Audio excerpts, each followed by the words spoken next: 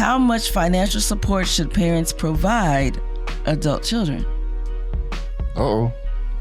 What was the hardest part about letting your child go? Mm-hmm. And how do you know when you're checking on your young adult versus controlling them? Ooh. Welcome to another episode of the Marriage Be Like podcast. I am Kenny. I'm Kenya. And this is Marriage Be Like, and we are so glad that you are joining us. Listen, this is another day, another hot summer day, isn't it? Yes, it is. How's your summer been? Hot. And now my fall is sounding like allergies. Ain't even hit yet. Well, look, it's hot this summer and it's been busy. Man, yes, it's been very busy. Ridiculously busy. But you know what? This is what we live for, isn't it? Kinda. Well, I believe that, being busy is life, is living, as long as you're busy doing the right things. I was about to say, yeah, because if I'm getting paid for it, then yes. If it's just busy working, that's a different situation. Yeah. That's why I said kinda. Yeah. So, listen, if this is your first time, we want to welcome you. Shout out to whoever shared with you. And thank them. Yes, definitely. Now, what we do ask you, though, is like, share, and subscribe. So that way you know when we have the next one dropping. Though we drop every week. We air on Envision Radio, envision-radio.com on Thursdays, 4 p.m. Central Time. I'm sorry. 4 p.m. Eastern Time. Yeah, 4 p.m. Eastern, 3 p.m. 3 p.m. Central Time. Yes. Okay. So if you can get in that rhythm, then you'll catch us. Of course, we will also release on all your podcast platforms on Fridays. Mm-hmm. So Envision Radio gets it first, and then everything everywhere else on Friday. Check us out on our website. That is marriagebelike.com. See a little bit about our story. You can actually order our devotional. The devotional we participated in this current year is the Voices of Faith. Right? And then last year's devotional was Echoes of Faith. Faith. There you go. So then you can actually purchase that on the website. Purchase it there, yeah. Yeah. And let's see. Some of our past episodes we've discussed are the 5 love languages. Yes. Commitment. Yes. In your marriage. Yes. And growing together in marriage. That's right. We did a couple episodes on commitment, right? We did. It was like 4. Yeah. Quite a bit. Commitment's a large topic. Yeah, a lot to talk about. So, yeah. We also sometimes have guests. That's right. So you can check some of our past episodes out. We've had guests quite a few times in the last couple of years. We also talk about grown folk topics. Okay. Let's be clear. Okay. Because we grown. I'm grown. Are you grown? Yes. But we also enjoy hearing your feedback. So make sure you engage with us as well. Yeah. Did I get it? I don't know. I thought I could until just then. Yeah, you may have to rewind and make sure. Make sure you engage with us on our social media. That's right. All right. And then also you can email us at Kenya at marriagebelike.com. That way we can, engage that way. You have questions. You actually want to make suggestions regarding topics. Yes. Which we've had before. Yes. Yeah, and so we come to them. Yeah. Last conversation we talked about the beauty of empty nesting. So we've kind of been talking about because school's coming in. Mm-hmm. In some cases for elementary and high school, schools started here today. Oh man, that was the extra traffic you saw. Yes. Oh man, and listen, we were used to that summer traffic. We're talking about the beginning of August, people. Yeah, this is not. I'm still, growing up, we were still on vacation. Well, at least in the North we were, yes. Yeah. I don't know what the South was doing. I don't know what the South was doing then either. But in the North, we didn't go back to school till Labor Day. My family, we were traveling, you know what I'm saying? So this is the beginning of August and school has started here in Alabama. So I just don't know these poor kids these days. Yeah. So, the beauty of empty nesting was our last episode. Before that, it was just empty nesting. Right. But we're still kind of talking about those things, still kind of sticking to that theme. So go back and listen to those. But today we're talking about the kids are college bound. Oh, get them out the house. We're kicking them out these last couple of weeks. That's what we've been doing. We've been discussing. It is what it is. It's our turn. You know what I mean? But we've been discussing how they're leaving, how we feel about them leaving, blah, blah, blah, blah, blah. Okay. So now we're discussing college. A little bit more specific. Would this be like a part 3 to our empty nesting? Kind of, yeah. Like I said, a theme. Mm-hmm. Okay. All right. That's fair. All right. All right, so topic questions today. All right. How much financial support should parents provide adult children? Uh-oh. What was the hardest part about letting your child go? Mm-hmm. And how do you know when you're checking on your young adult versus controlling them? Ooh. Good questions, right? Yes. All right. So, you ready to jump in on our topic? Let's go. All right. So the first piece to this, I probably can't talk today. The first piece to this is the emotional goodbye and the fear of the unknown. Wow. Do we have fear of the unknown for our children like we do for ourselves? The answer is yes. Yeah. Yeah, we do. And it's an emotional goodbye most times. And I'm talking specifically for those whose children are going away to college. Yeah. Okay. In our case, our sons didn't go away to college. That's right. They stayed in town. They went to a local college here. And we didn't necessarily have this portion.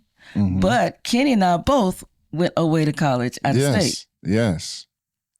So we can still kind of speak to it, maybe not from a parent perspective because we didn't directly go through it. But as parents, looking back, I didn't seem to have a problem with considering how my parents felt about it. I'm trying to look back and I think my father was just, he was ready for me to go. I think, and it's not because I thought I was a pretty good kid. But it's, sometimes it's just that time. You understand that this is the time that they have to fly. Yeah. And I get the house to myself. But it's also part of that navigation of life, right? This is, it's like you walk before you run, you crawl before you walk, right? You wear diapers before you learn to use the potty. It's the process, but it's also the phases of life. Yeah. So you see that phase coming up. Yeah. So then, did you feel pressure to go away for school? Absolutely not. I was pressuring my parents to help me get out the house. Oh, okay. I was the one. I was ready, and I was ready. I was ready to be independent.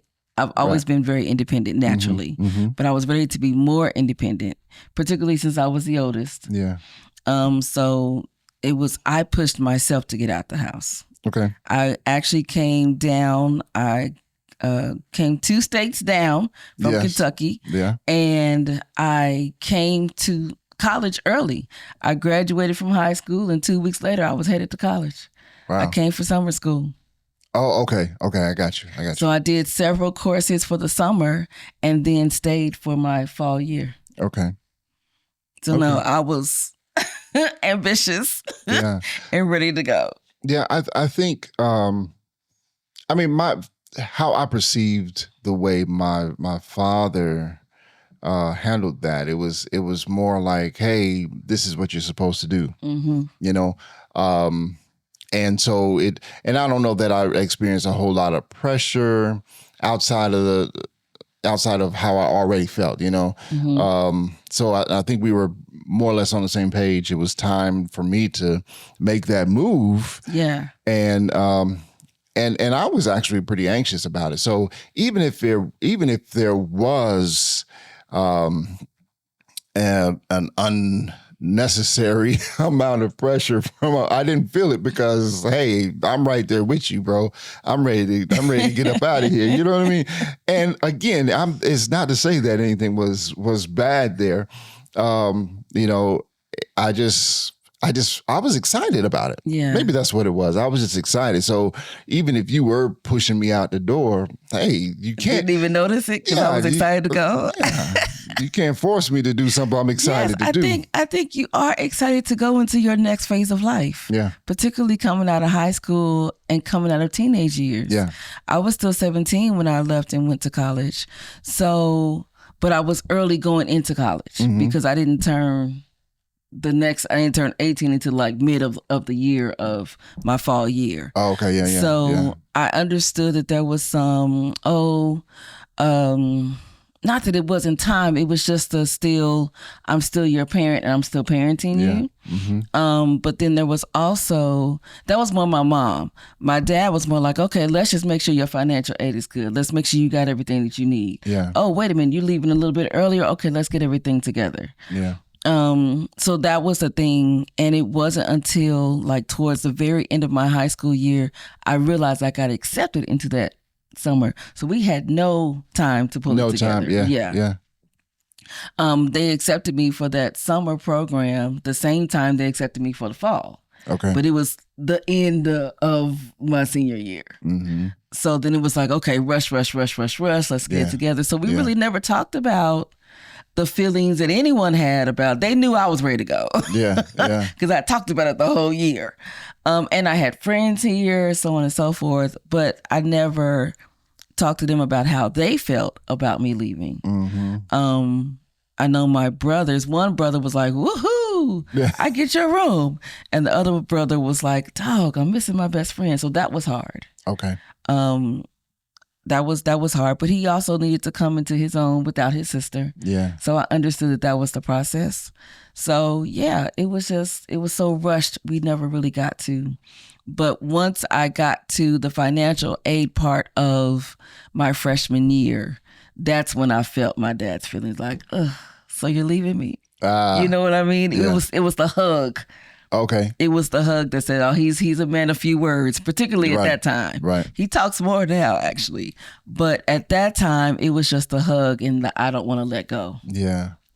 You know, so then to that point, I mean, I can imagine the level of anxiety that many parents feel because... and I'm his baby girl, his only girl. Yeah. And I mean, here's the thing. The chances are that when your child has left for college, they may not come back home. This is true. You know what I'm saying? I mean, there are people, some of our friends, where their children have left for school, graduated, and found a whole new life where they went and not come back home. That's true. Not come back home. I mean, some have gotten married. Yes, just because they built a life. Yeah, and career. You know, and so I imagine that a parent that is that anxiety of, man, you're not going to come back home. That's probably I could see the anxiety. And even when I was going to school, when I was going to college, there were several breaks I didn't come home. Mm-hmm. So that was the other thing. Yeah. Just working or traveling. Hanging with friends during that time period. So there were a couple of times my parents were like, wait, what? You're not coming? Oh, no. Yeah. I won't be there this break. So how did you, I mean, because we did have the conversation when our sons were at that point. I mean, what were your thoughts about the idea that they may go somewhere else? I can tell you I felt sadness. I can tell you that. I know one said that he wanted to move out of state. He was trying to go to Cali. Yeah, I remember that. I do. And I was like, no. But I also knew he wasn't ready, so I was just like, no, you're not ready for that kind of move. Let's get you a little bit closer.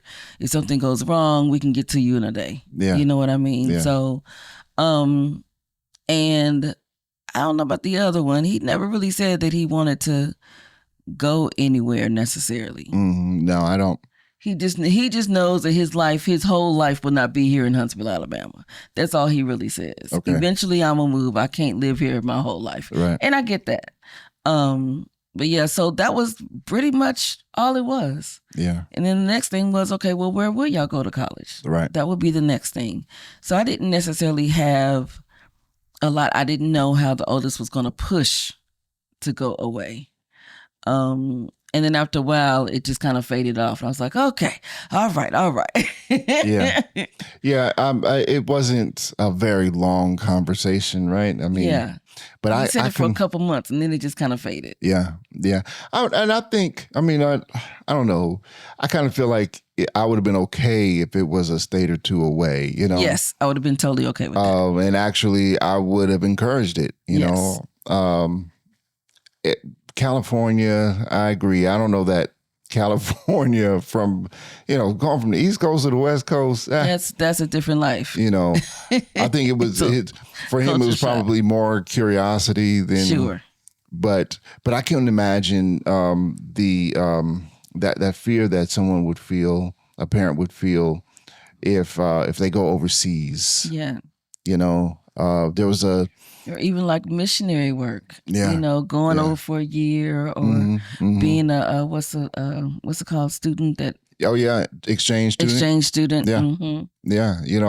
And we see them all the time. Yes, it happens all the time. It happens all the time. Mm-hmm. And then I watched me in documentaries, but it was actually just a documentary on I can't remember the name of the girl, but she went out to Italy. Okay. And she was actually convicted of. Oh. Mm-hmm. That was a big story. What was her name? Man, I can't remember. Ooh, but yeah, that was. But here's her roommate. Yeah, right. It was her roommate. Mm-hmm. Yeah. So here's the thing. You don't know, and we watched a documentary. Yeah, I did not. And it was more of a drama.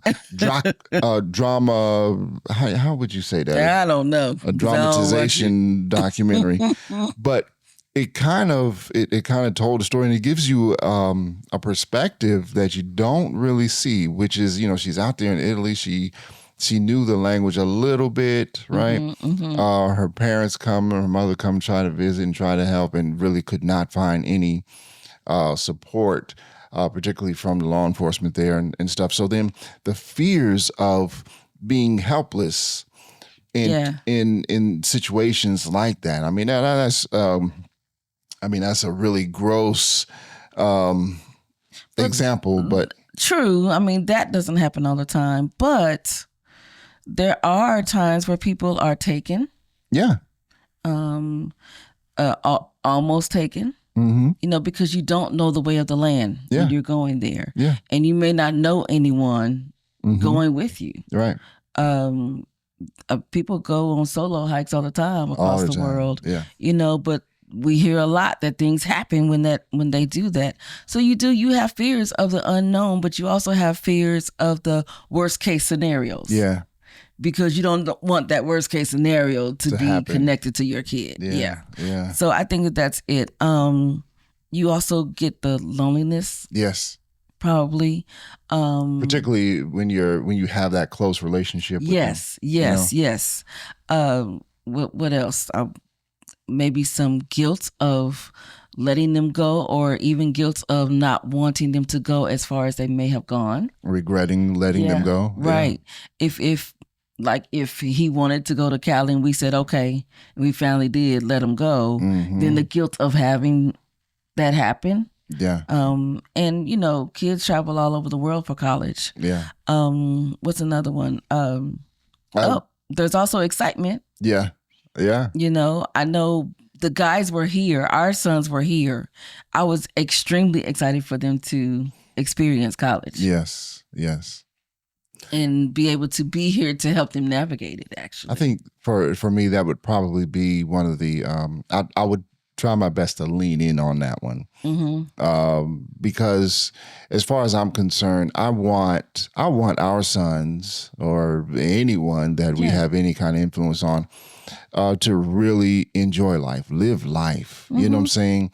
And you know, I want you to be able to look back and say 20 years from now and say, man, these were the best of times. Days, yeah. Yeah. And to experience each part of life. Yeah. You don't want to not be able to experience that. Yeah.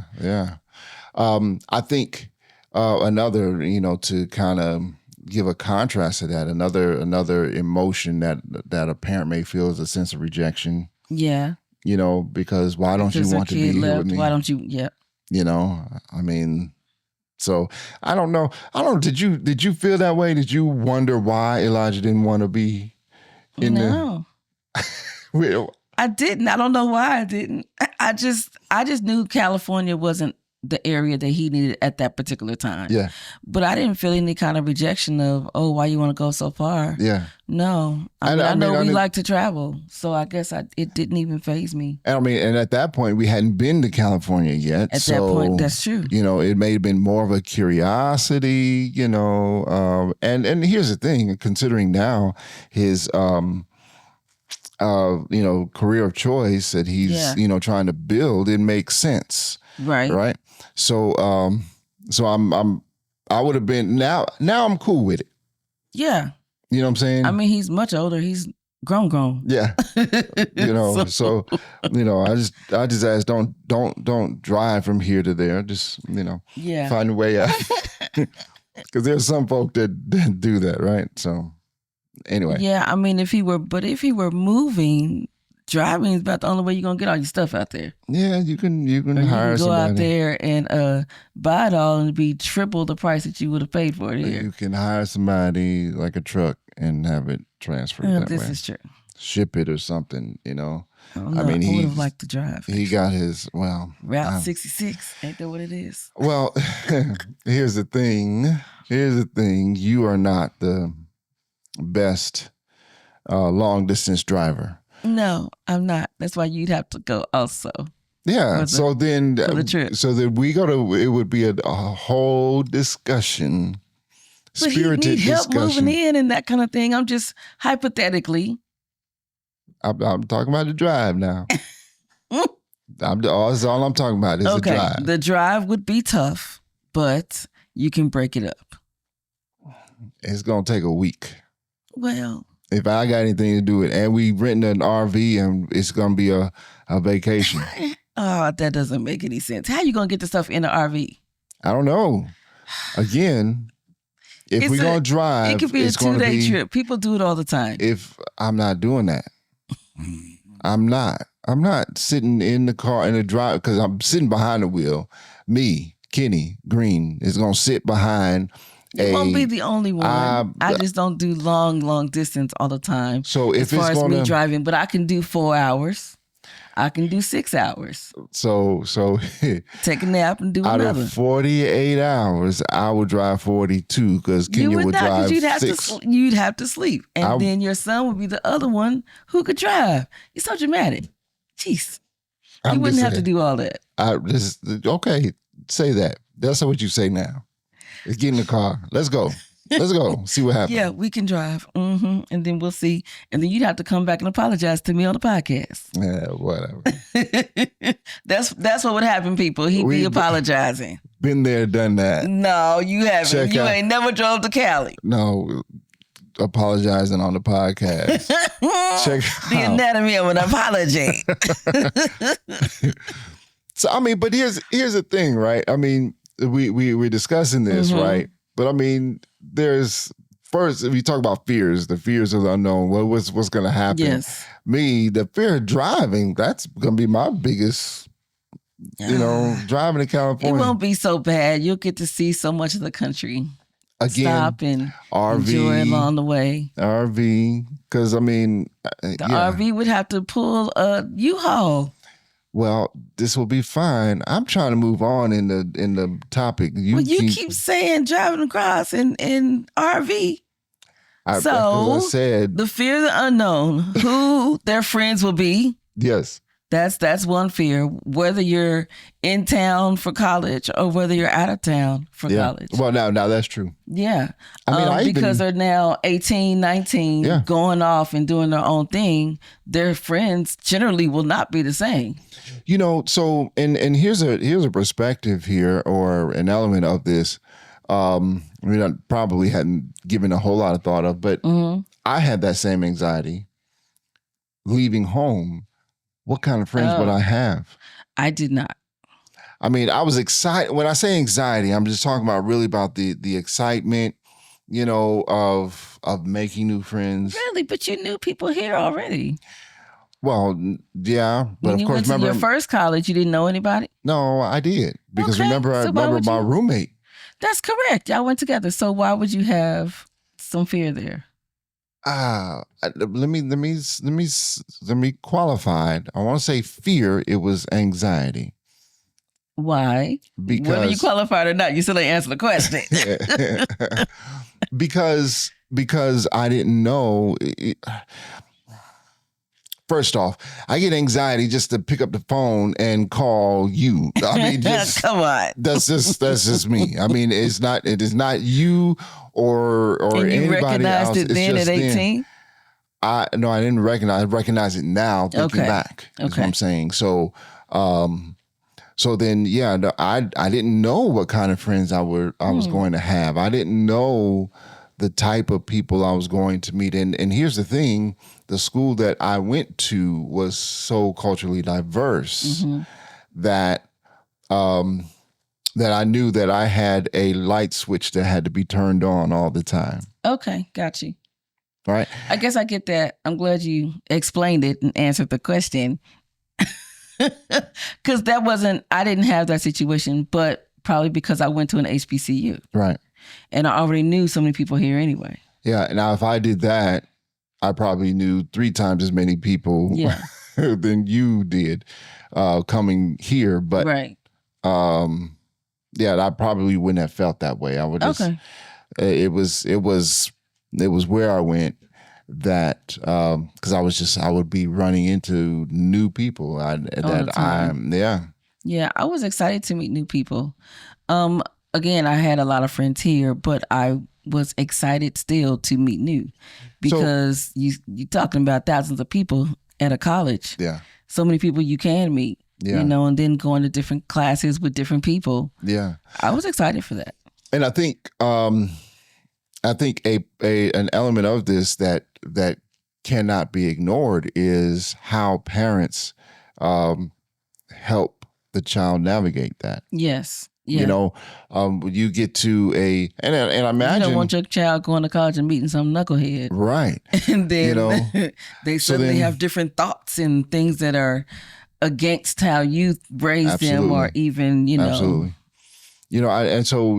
I think, kind of giving that guidance as they're getting ready to walk out the door. Yeah. And it's, I think that's a very important part of it. Something that I probably would have. Who they're dating. Yeah. Who they'll be dating. In high school, you probably would have seen who they were dating. But now you can't. There's no checking in unless they bring them to you. And if they brought them to you, then we have more of a conversation. But yeah, I think there's also fears of the unknown when it comes to them making life mistakes. Yeah. You don't know because you're not there to see it. You're not there to watch over it, in a sense. And sometimes that can be control, actually, but it's still that unknown. Okay, well, now they have their own time, their own space. Yeah. Who will they connect with, and what will they be doing? Mm-hmm. And then how will I have to deal with it as a parent? Yeah, absolutely. Those kind of mistakes that we could have prevented during high school, but now you don't have any ways to prevent that in whatever the mistake is. Yeah. Now that they're away at college. Let me see, whether they will manage their money or not. Yeah. Will they get a job? Will they get a job? And will they be able to manage having a School and job? Yeah. If they haven't done it before, you don't know how it's going to be when they're on their own. Yeah. I mean, and I imagine a lot of parents actually say, hey, no, you're going to go down there. You're going to study. Yes. And you're not going to work. But then there are a lot of students who have to work. Yeah, I had to work. I had to work as well, but I wanted to work. That was the other thing too. I did too. I did too. I mean, when I worked and then I had a hustle. When I first got to school, now I had a small little bankroll that was that was built up over time. Mm-hmm. But then, I enjoyed having that bankroll because I walked around with cash. It wasn't like, my job on campus paid most of it towards my education. Yeah. So now I got like 20% of it back in cash. Okay. So that was cool. And there wasn't many jobs on campus that actually did that. Right. So that was cool. But then I also would do hair on the side. I would sell snacks on the side. Okay. So I also sold books. So I was able to do quite a bit. Yeah. I mean, hey, and I was still able to make good grades. Yeah, you can find your way. But I mean, yeah, the question then that a parent would have is how to navigate that. Yeah. Will they do well? Will they do well? That's definitely a fear because they don't know until they see it happen. Mm-hmm. Did you eat properly when you went off to school? I wasn't a big eater in the first place. Oh, okay. I'm still a picky eater, but I weighed not even 100 pounds when I went to school. Okay. So I ate like a bird. Okay. And what I actually did, like my second semester, because my first semester I got the lowest the meal plan? The lowest meal plan. Mm-hmm. Sure did. And my parents were like, yep, that's about right. That's you. And then I realized I probably should eat a little more. So the next time I got the biggest meal plan, and that was too much. I felt like I was constantly going to the cafeteria. Mm-hmm. So then the following semester, I got the midway, and that felt a little bit better. Yeah. But I wanted to pick up weight. I didn't want to keep being 95 pounds. Right. Yeah. And then you're walking campus. That was the other thing. So it was easy to drop the weight. Yeah. So I lost some weight at first. Yeah. So, I mean, because here's the thing. I mean, I don't know. We consider how we raise our children. Yeah.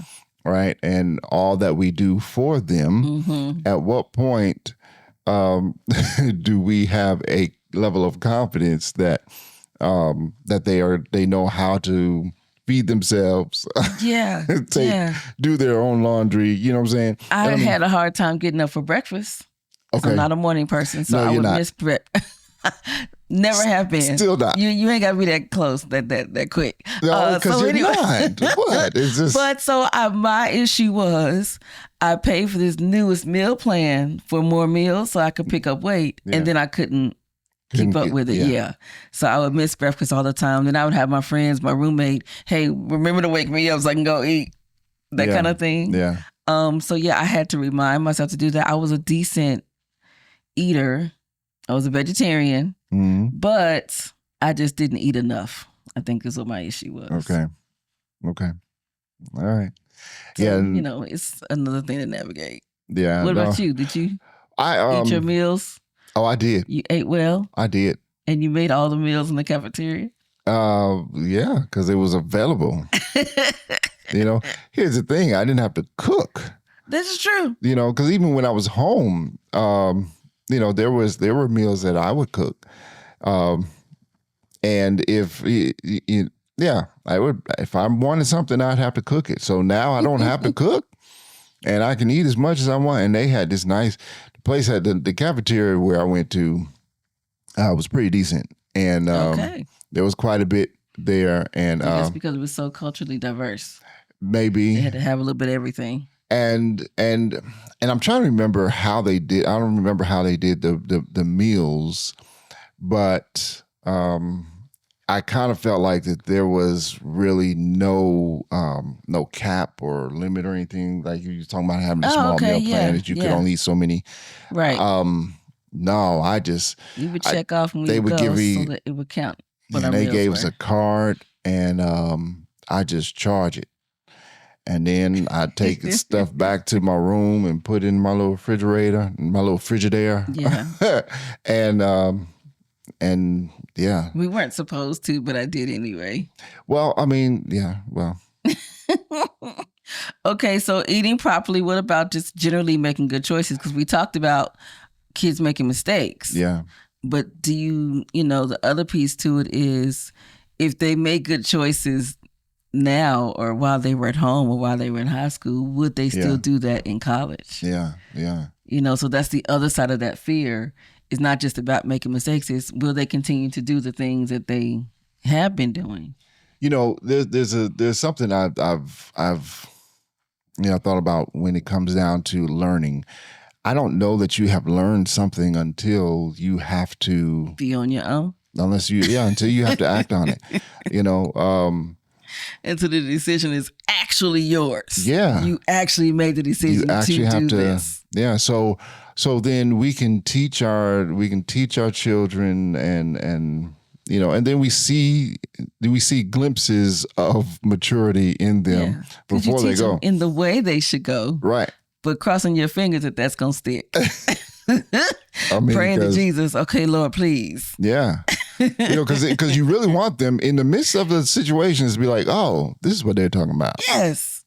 And sometimes it does, and sometimes it doesn't. Right. But all of those things are fears because it's just, again, the fear of the unknown. Yeah, yeah. You don't know how any of that's going to work out, and neither do they. Yeah. Yeah. So they're going on and they're trying to live their life and they're like, woohoo. Mm-hmm. And as a parent, you're like, whoo.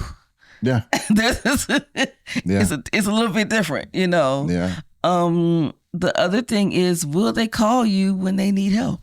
And that's the reason why, talk about how I'm okay with spoiling our sons because I want them to be okay to calling me. Yeah. Creating a safe space so that they know it's okay to call. Yeah. Yeah. Yeah. Those, creating a safe space and then know where if they need anything, because oftentimes, if you're left to your own way of figuring things out. Or you ask friends who also have no experience. No idea. Yeah. Or they have creative ways of procuring any kind of no, you want your kids to make good choices, and you want them to know that there's a safe space here, that they can come when they need help, when they have questions, when they need advice, all of the above. Because here's the thing, we have to be ready to have that conversation with them when they talk about the poor decision that they made. True. So then your question, the question is, how do you handle that when we talk about the fear, but what happens when they don't make a good decision? And then they call you when they need help. Because then they call you when they don't make a good decision, it backfires, and then they call. And then they call. Out of necessity or call out of fear that things will keep going in a bad way. Yeah. But the goal is to train them well so that they can prevent all those things and make good decisions from the beginning. Now, that won't always happen because it's life. Yeah. It just is what it is. Yeah. But, that fear sometimes can give parents parental anxiety. Oh, yeah. And that is a specific anxiety just because you don't know what your kid's doing or how their life is going. Right. The problem with that anxiety, though, is oftentimes parents will hover because of that anxiety. Mm-hmm. Helicopter moms is what, or helicopter parents hover because they just stand on top of the kid, on top of the young adult at this point. Yeah, at that point, yeah. Right. And they're trying to make sure everything goes well, but forgetting they got to live life. Yeah. Absolutely. Both have to live life. Both have to live life. The young adult and the parent. Yes. Yes. But what that tends to do with the hovering and the helicopter type deal is push the young adult away. Push them away. They don't want that. Let me be me. Yes. And oftentimes the parent will feel loneliness with that, but you have to let them experience life. Yeah. They don't know what you know now if they never experience it. You say they feel loneliness. They also feel that rejection when the parent will. Yes. Hey, let me make this decision. Let me move. Let me live my life. Yeah, calling them all the time and giving them advice. No, you call them to check on them. Sure. Generally, sometimes, but not all the time, not constantly, not several times a day because they've left home. Allow them to ask you for advice rather than just up and giving it. Yeah. That's what you don't want, because you want a good relationship with them, because that's changing now. Yeah. That's the other thing. Now that they're not in your home, now that they're away at college, that relationship has now changed. And so you want them to be able to come to you so that you don't hover over them. And if you hover, they won't come to you most times. Yeah. All right. So you ready for our shout out? You ready for our segment, babe? Yes. Okay. Oh, did you want to do this one? Yeah. I didn't know if you wanted to or not. I just put it there because... No, I think it's great. I was about to say, because I had a backup plan just in case. Oh, okay. Okay, so I don't know that our listener wants me to say her name. Okay. But I have a shout out. Yes. And I'm going to say her first name. Okay. Renice. Okay. I just want to say thank you. Here's your shout out, Renice. Thank you for your blessing. Thank you for blessing our ministry. Yes. And we really, really, really, really appreciate it. Yes. Yes. Got a call and she said, hey, how can I bless you? How can I bless this ministry? Because she's an avid listener and her and her husband. Mm-hmm. And so she just felt impressed to do so. She's like, it's not much, but I just feel impressed too. I was like, huh. And I never really considered that, honestly. And I was stuttering because I didn't know what to say or what to do. But I was so impressed with her kindness, I think. And also just the encouragement that she gave about the podcast. Okay. So I was like, well, yes, sure. Thank you. And then it literally took me all day to send her the Cash App. And I was just like, but I think I had mixed feelings about it, I think, at first, because it was our first listener who wanted to do so. So yeah, I didn't know if I was humble enough or if I was, does that make sense? Yeah. So I finally said, okay, all right, she asked, let me at least follow her request. Okay. Does that make sense? Yes. But I wasn't sure that I was going to. But then I said, you know what? Somebody else may want to bless us in this ministry. And I just swallowed my pride, I guess, and said, okay, let me just do it. And so I sent her the Cash App. She was very happy. She sent the money. And I was like, oh, that is just so sweet. So if anyone else would like to send Cash App and bless our ministry, help us keep our lights on. That's right. That's right. So we'll have that in the show notes. That is correct. Our Cash App is $ K Good Green, like the color. Yes, like the color. I like the color. All right. So you want me to Thank you, Renice. Thank you, Renice. Yes. You want me to do the next one? Sure. Yeah. So we found ourselves down a car. Yes, down a vehicle. Down a vehicle. And over the years you experience these things, and it draws, I would say it draws us closer to each other, right? Because we got to rely on each other. So definitely more communication. Yeah. It can be a little frustrating because I like to get places early, and I like to get there early. She likes to get there late. So how do we figure that out? Anyway, so we were down a car and we got somewhere late, and the excuse that I gave was we're sharing a car. This is the truth. And what did I say? My patience is being exercised. That was what I said. I said we're sharing a car. Get places late. My patience is getting exercised. Anyway, we arrived to our destination, and out of the blue, someone says to me, "Hey, man, you need to borrow a car?" And they caught me off guard because I didn't tell this individual I needed a car. You know what I'm saying? I didn't say anything to him. But no, he offered a car, and I said, man, yes, please. I mean, and no questions asked. Then didn't rent it to me, you know what I'm saying? Just says, here's the key, come by and get it, you know. And so I want to express my appreciation because we just returned the car. Yes, just returned it yesterday. Yeah, correct. We just returned it. We only had it for about a week. And we were able to a little bit over a week. Yeah, and we were able to get Kenya a new car. Or at least new to me.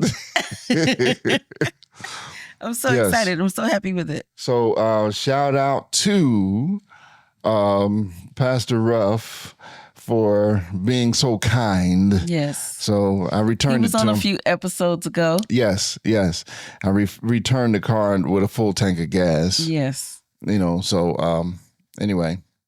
Yeah. So if you want a full tank of gas, loan me your car.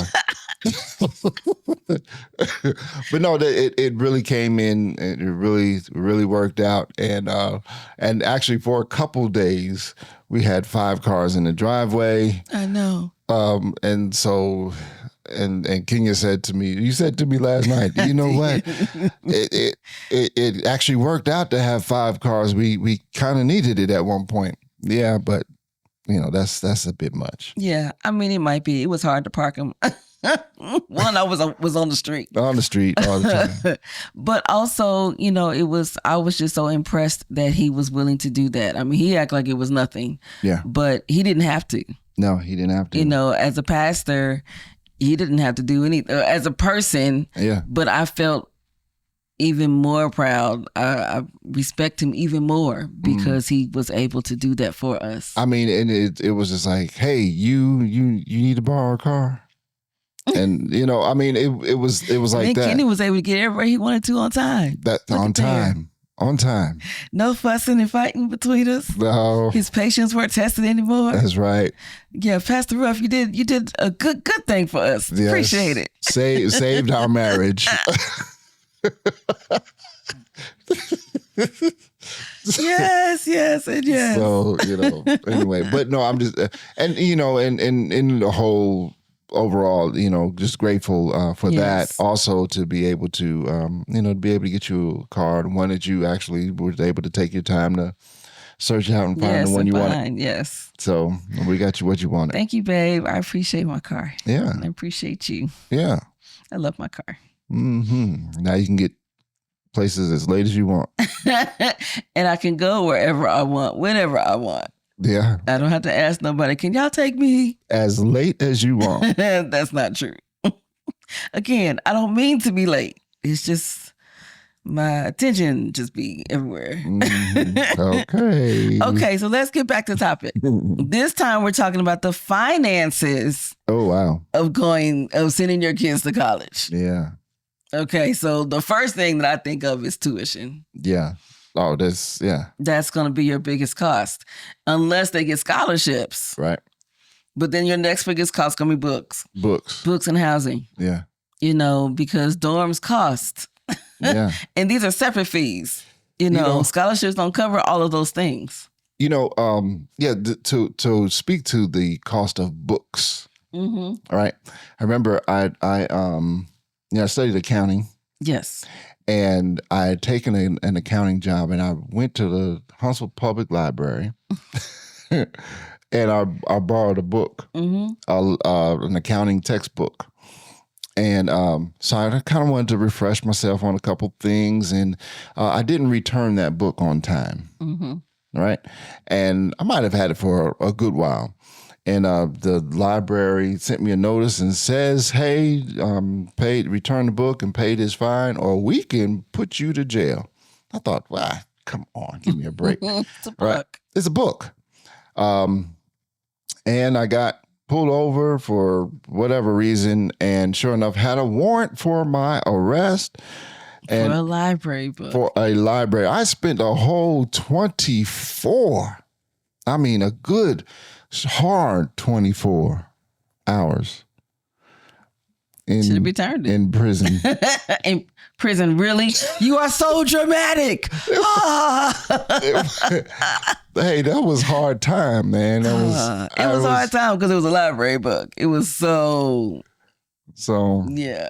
Anyway, return your library books, folks. Yeah. But books for real. Books are expensive. I always did the used books. I wasn't buying new books unless I absolutely had to, and the bookstore on campus didn't have a used book. Okay. But I think I only bought one actual new book that I had to take the plastic off of. I remember when I came here, I ran into somebody who actually she took it upon herself she took my schedule and found all the books that you needed and brought them to me. And I was like, I was wow. asking friends, you took his class, did you? But someone said, okay, can I have a book? Can I use this book? Can I, I'll rent it from you, whatever the case. Yeah. Because if people had bought it, then they want, whatever. But I just knew my principal in my head would not allow me to pay that kind of money for books. I just couldn't do it. Yeah. Meal plans. We talked about meal plans already. Mm-hmm. Some schools, like your school, didn't have one like that. Transportation. How your kids gonna get around on campus? Yeah. Or off campus. Right.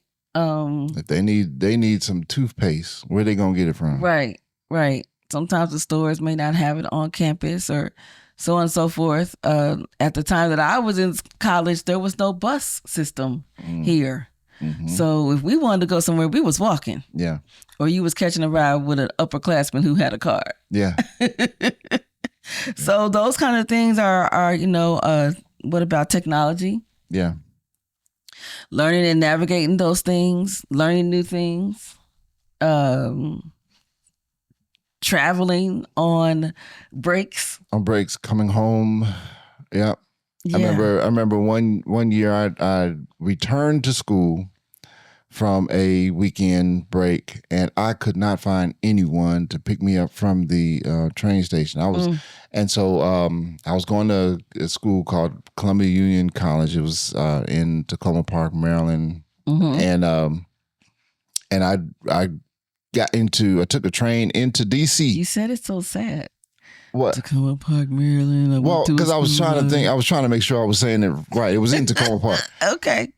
It's now called Washington Adventist University. Okay. But I took a train into DC, and I could not find anybody to pick me up from the train station to get me to campus. So I walked it. You didn't take a taxi? No, I ain't had no money. I was just... Oh, man. So I walked. I texted it everywhere. I did walk a couple times, but I was on that taxi. No, I walked from the train station from DC to campus. How far was it? I don't remember. How many hours did it take you? I don't remember. And it was hot. And I had my bags. Yeah, you had everything. And it was hot. And then of course, I didn't have cell phones. And that was kind of the this issue. was before cell phones. So I couldn't we're call. in our 50s. Yeah. So I couldn't just text anybody and be like, yo, I'm here. You know what I'm saying? It was, I'll call your number. And if you were not sitting by the phone waiting for my call, then you weren't going to get it. Well, what I missed saying about the technology part of it is, what if your adult student breaks their cell phone? Oh. Or something happens to their laptop. Mm-hmm. Those are expenses. Yes. That they probably can't immediately fix or get, but are needed when you're away for college. It was a couple of weeks ago. One good friend of ours called me. Right? You remember? Nope. She called asking about a laptop for her daughter who was going off to... Oh, yes. And she didn't want to spend a whole lot of money on it, but those are some of the things, that you got to. And then she says, well, do you still, because remember I used to fix iPads and stuff. Correct. Do you still fix? I was like, yeah, I ain't got time for that. No. Nope. So my recommendation, buy you another one. Yeah. So this leads to parents asking themselves, how much should I continue providing? Because and how much skin in the game are you going to make them put into it, right? That child. I mean, they got to, if I provide everything for you, you may take it for granted. Could be. I mean, you know your kid. So, and then if they got a bunch of scholarships to help with many of those things, I'd probably put in a lot of effort to help them if they broke their cell phone. Or if they broke their cell phone, either way, because it's 2026, I'd be helping them get a cell phone. I don't know, but an argument that you could make is that if I don't help you, then your focus would not be on as much on your studies as it would be on trying to replace that cell phone. Yeah, that might be true for some. For me, I would just think about safety. You need a cell phone no matter where you go. It's not like there's pay phones anymore. Right. You need to be able to communicate with people, and the only way to do that is through a cell phone most times. So then I would be pushing to get a cell phone. And pay phones were only convenient for the one making the call, right? On the pay phone, because I can't call you on the pay phone expecting you gonna answer that phone. Yeah, this is true. So those kind of things are some other fears, but also expenses, their finances that you still do, though they're not in your home, you still do. You're still caring for them in some form or fashion. Yeah. It's just different, but it takes some getting used to. Okay, so missing important moments. That's going to be something else that you get used to. Yeah. Missing important moments. Who their friends are now in college. Yeah. What if they have not had a first job, what their first job will be on campus or even off campus. What kind of things will they do that are their first that you weren't able to experience when they were in high school? Those kinds of things. So I think those kind of things are also fears that parents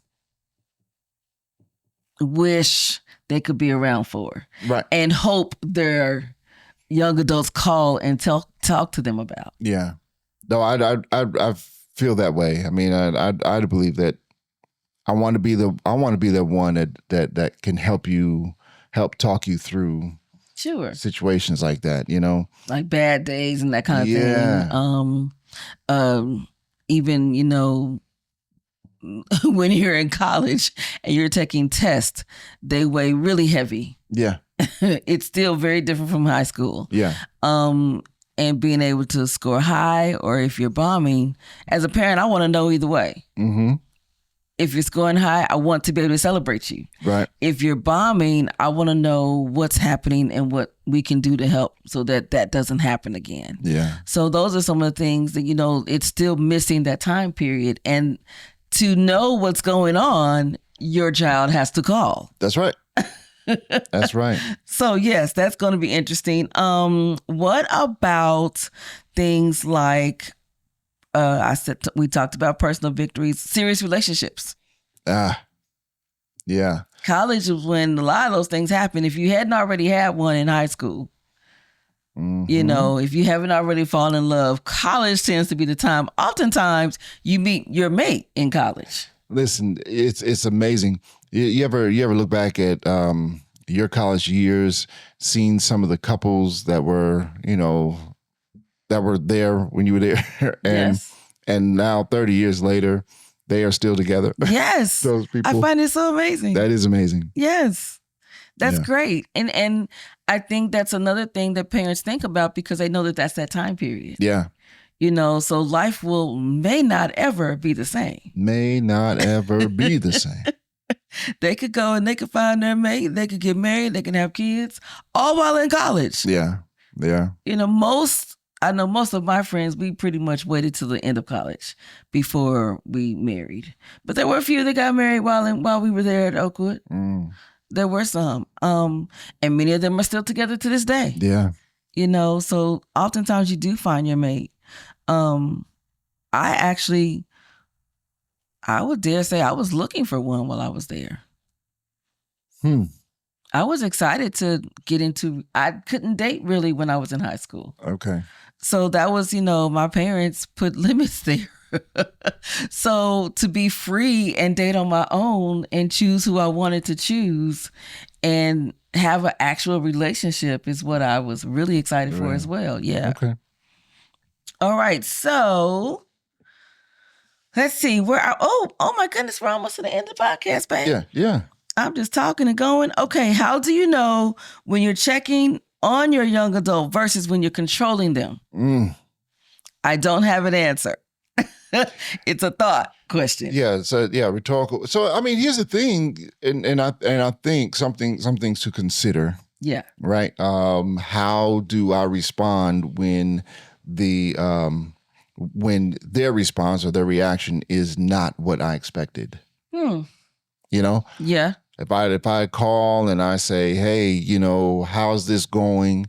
And what did you do about it? And I didn't like their answer. Yeah. How do I respond to that? I have an example. But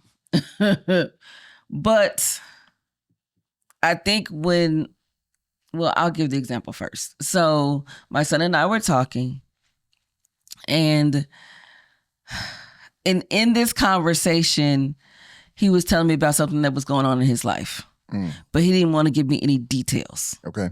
Which, as a parent, I wanted the details, but I wasn't going to ask him for them. But I wanted the details so that I could help fix, if that makes sense. So that I could comfort, because I could see the stress on his face. He was not happy about the situation at all. Okay. I would say a little bit hurt, but he was very upset. Very upset. So I didn't want him to be upset. I didn't want him to be going through whatever trial or tribulation was happening. And then he wasn't giving me details. He was just letting me know he was going through some things. Okay. So then in the midst of the conversation, we're talking. He says, you know what? That's all right. We all grown here. And those words was like, what now? You weren't ready for that. I was not ready. I knew that he was. I know I am. But you weren't ready for him just throwing it out there like I was his bro. I was like, hey. But I sat there quietly and I chuckled. And once he said it, he just opened up.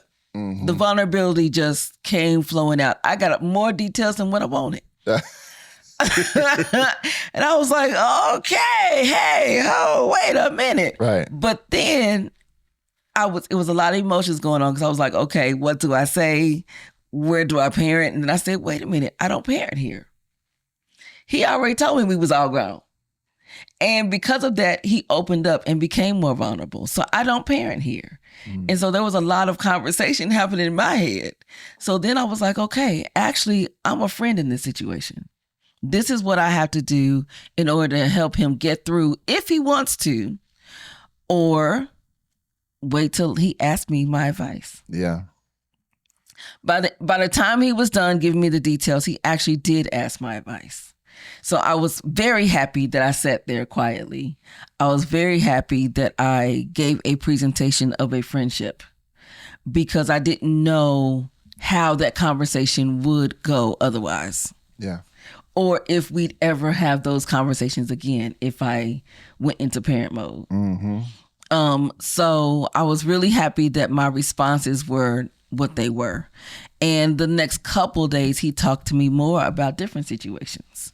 So he was able to still get more wisdom from me, because I had gone through similar situations. So it really worked out nicely. But it was the shocker of how he presented it. I was like, hey, wait a minute.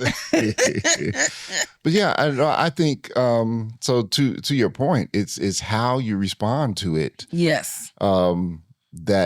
That helps us determine whether or not we are trying to control, or we're really just offering that support. Correct. And he used some of my advice on top of that. See, he didn't have to. Right. I was just, saying, okay, so this is what I would do. Yeah. This is what I'd done in the past when I had this particular situation. So, but that's the beauty of watching them grow. Yes. Too. I also understood he had to have that experience to go to another level. So, yeah. You ready for the love lessons, babe? Let's do the love lesson. Okay. Letting go isn't giving up on parenting. That's right. and kid relationships. That's right. It's not. They're just growing up. It's okay. Yeah. Yeah. Give your children roots and their wings. Yeah. That's the next one. Yeah. They have to have their wings to grow. They have to have their wings to learn life, just like you had to learn life. It's like the bird in the nest. Right? The mama bird is gonna put that little baby bird out the nest. Yes. And tell them to go fly. Yeah, because otherwise they won't. That's correct. All right. You want to close us out, babe? Closing out. Listen, we want to thank you again for checking out the Marriage Be Like podcast. Whether you're checking it out on Envision Radio or wherever you get your podcast, just remember Envision gets it on Thursdays first. Yes. Right? At 4 p.m. Eastern time. So you won't mess it up. Right. 3 p.m. Central on envision-radio.com. Make sure you check out our website at marriagebelike.com. Subscribe to our podcast wherever you get your podcasts. And you can email us at Kenya at marriagebelike.com. If you want to be on the show, give some comments. But check out our socials, whether it be on Instagram, Facebook. We're going to send some reels out. Yes. Right? Don't forget our devotionals. And the devotionals, the Echoes of Faith from last year. Yes. And the Voices of Faith from this year. Yes. So these are 30-day devotionals, both of them. They're not dated. Up for those on YouTube who can see. They're not dated, so you can pick them up and start it and restart it whenever you're ready. Yes. And there are multiple authors in the devotionals talking about different things, personal experiences, and how faith got them through. That's right. Listen, if you hear this music, the music that which you do, yes. Yeah, the music you hear right now is produced by our son, KEG Beats. All right. And the Marriage Be Like podcast is a production of Green Room Entertainment. We are an award-winning media production company. Twice over. Yes. 2 years running. 2 years running. That's correct. Yeah. And also, if you'd like to bless his ministry, you can bless us via Cash App at $K, capital K, good, GOOD, green, GREEN, like the color. That's right. All right. And we hope that you had a wonderful time listening to us, learn some things that you can apply to your life. And also, we hope you have a great week. Thank you for watching. Thank you for listening. Have a good week. Bye-bye.